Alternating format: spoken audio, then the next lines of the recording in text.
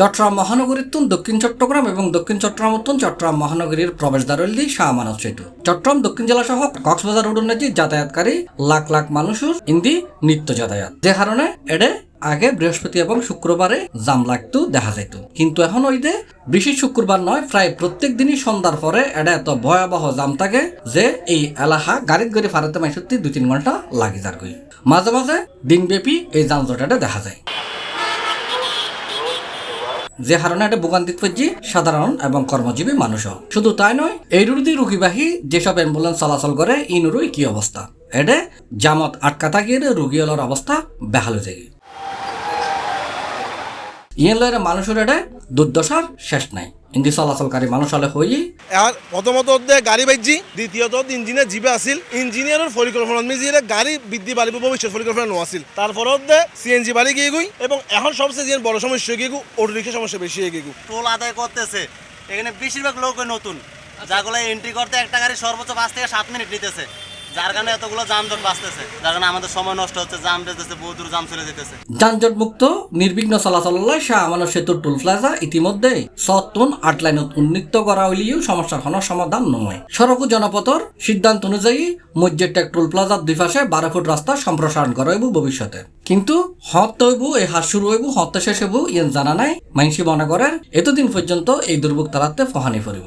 Driver বিভিন্ন মেনশুল্লা হতা হয়ে যে নারা যায় ইতারা হতে সাথে টুল বক্স যে যারা আছে প্রফেশনাল ন, যার হারণে ইতারাতে দেরিয়র বলি কোরবানোর পর তুললই প্রতিদিন জেমি বাজার কোনো খারাপ কিছু না বোঝে, যতবার মানুষের ফুসে করি ওদের স্টেপ চেঞ্জ হয়ে তো গাড়ি মিনিমাম 5 থেকে 1 মিনিট সময় লাগে। অটো রিক্সা মেন রোড থনো জায়গা দেওয়া উচিত ন, বিভিন্ন ধরনের যদি অ্যাক্সিডেন্ট হইতে হয়, মোটর সাইকেলের অ্যাক্সিডেন্ট হয়, এই বিশেষ করে অটো রিক্সার কারণে তা না পুলিশ দিয়ে হন রোড নিতে কোনো চেকপোস্ট নেই যে এখন মেন রোড কৌড়ে পুরো আগে উড়ে তোন ইয়া পর্যন্ত অনেক ক্রসিং পর্যন্ত আর এমনি নতুন ব্রিজের অর্ধেক যাগই টোলের লই তারা দিলে এক্সপার্ট পয়সা নিয়োগ দান করিব আর এটা রাস্তাতে অটো রিক্সা তুলে দান করিব।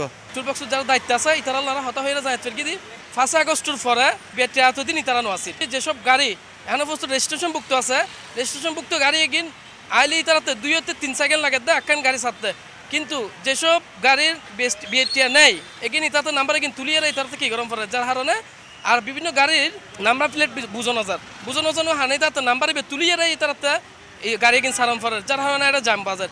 আর দ্বিতীয় হারণ যে তারা দেখাইল ইয়ে নলতো অটো রিক্সার হারণে বেশিরভাগই এটা জাম বাজার। অটো রিক্সা এখন বর্তমানে অ্যাভেলেবেল অটো রিক্সাও গিয়ে অটো রিক্সা কিনে এখন ব্রিজ জমি জুড়ি যারগুর, মহাসড়ক জুড়ি যারগুর, আর টুল বক্সের পাশেই তারা তো জম পড়ার মোটর সাইকেলের মতন তারা এখন অন্য পাশে যাবে, তারা এখন সুযোগ নাই। আর ফেরত দুঃখ চালাম কারণ আর ভিতর লোটে চালাইলে এখন গাড়ি হয়েছে তো 1000 এখন আর ইনকাম তুলি না পারি, আর ইনকাম দিও না আর ভাত খাইম আর বাদ দিয়ে ব্রিজ উঠুম পড়ে এনে যাম নবাজ আর ফেরত দেয় উঠুম পড়ে দিন আর তুনে চলাবে আর সুযোগ আছে। গাড়ি বেশি দেয় না একখান গাড়ি উঠে দেন 20 গাড়ি উঠে 20 গাড়ি টোলে জাম নগরের এই রিতার দেখেন গাড়ি লইতে 3 মিনিট লাগে।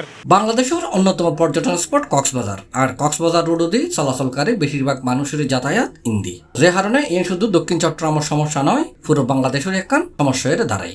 এতলাই ইন্দি চলাচলকারী মানুষজন হলে যারা নিত্য নৈমিত্তিক দুর্ভোগ পোহার ইতার আশা করে কর্তৃপক্ষ অতি দ্রুতই এই যানজট নিরসনের উদ্যোগ লইব এবং কার্যকরী পদক্ষেপ তারা দেখিব। অনেকগুলো নাম্বারটা বোঝা যাচ্ছে না, নাম্বারগুলো অস্পষ্ট, সাদা নাম্বার প্লেটের পর সাদা লেখা হয়ে গেছে, বোঝা যাচ্ছে না। C+ TV Chittagong.